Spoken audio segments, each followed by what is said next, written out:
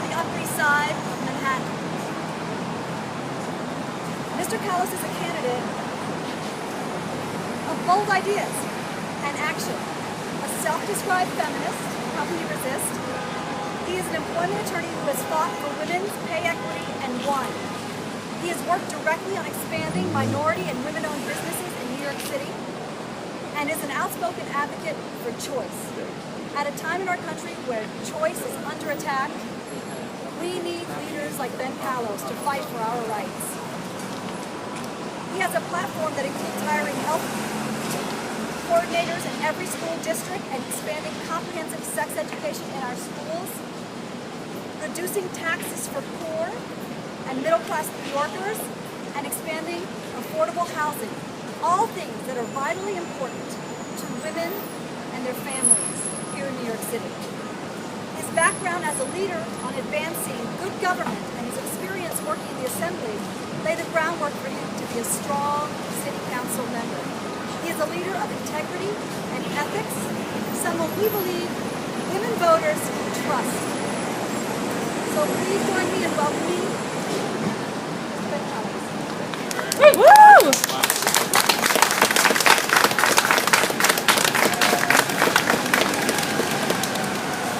I want to thank Sonia Osorio and NOW NYC for being leaders for women's issues throughout the city, state, and nation, and for taking the lead on the city's most pressing issues. My name is Ben Kallos. I'm a candidate for City Council, but today I'm here as a former Chief of Staff in the Assembly who does not accept that we can just live with a culture of sexual harassment. Elected officials should not abuse their power to take advantage of others. As a former employment lawyer, I don't believe any person should take advantage of another person in that way. We need to have better policies that strongly allow women and men in the workplace to complain, know that their complaint will be investigated, and know that it will be resolved, and not have to wait 4 years. We need policies that protect them and that take allegations extremely seriously. Make no mistake, the allegations we're hearing of repeated sexual harassment over the years and the continuing efforts to conceal that harassment are unacceptable. I'm here today to say New York City is sick and tired of this. And we are not okay with this culture. I'm not okay with a culture that permits this to go on and to say it's no big deal. I am deeply gratified to have the support of organizations like NOW NYC.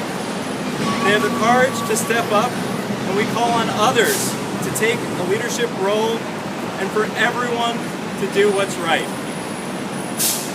We are hearing from so many candidates from all levels of office that in our government there is a culture of powerful people using that power to prey on others. I'm disappointed today, and I call on others to stand up to this culture of fear and harassment. I'll turn it over to Sonia if you have additional comments. You know, Micah Kellner is only the latest elected official who has abused his power and made a mockery of his elected position. When will this end?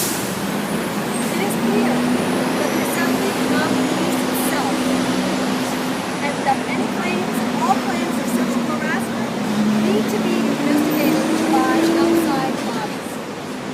We're calling on the Assembly Ethics Committee to do an immediate and thorough investigation into these allegations of sexual harassment on the part of Micah Kellner, and further to investigate why they were not investigated 4 years ago. Is this another case of sexual harassment already being swept under the rug? This has to stop. What message are we sending to young women, like the many that are here today, bright, ambitious women who want to work in government, that this is what awaits them when they get to their office? No, we can't let that happen. So there is a moral imperative and an obligation to good government once and for all end the culture of sexual harassment that's all too clear in New York government. Thank you. Do we have any questions from the media? Okay, thank you so very much. Oh wait, no, there's a question. Yeah. Do you think that you would put Kellner in the same vein as Spitzer or Wiener?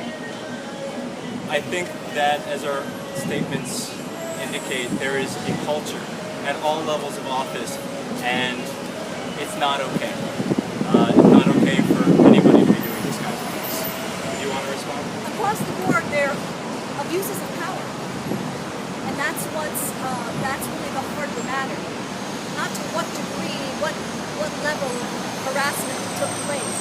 Right. I just want to follow up on that. Any harassment is unacceptable, and comparing who's worse in the spectrum is not a game we should be playing.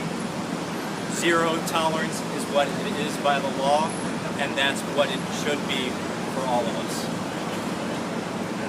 Anyone else? What would you recommend be done in the City Council and State Assembly to prevent this from happening in other situations? So, first, there's currently, as of the New York Times report, an ethics investigation. We're awaiting an immediate finding as soon as possible. We've waited 4 years. We shouldn't have to wait any longer. In addition to those 4 years, it's actually been another report. It was repeated misconduct. And additionally, we have the Joint Commission on Public Ethics, and they should be looking into what's going on. In addition, I love what I'm hearing from NOW NYC, and I support having an external body that isn't like JCOPE, where it's heavily political, but actually a body that will do what's right without political sway. Anybody else? Okay, thank you all for coming out today. Thank you.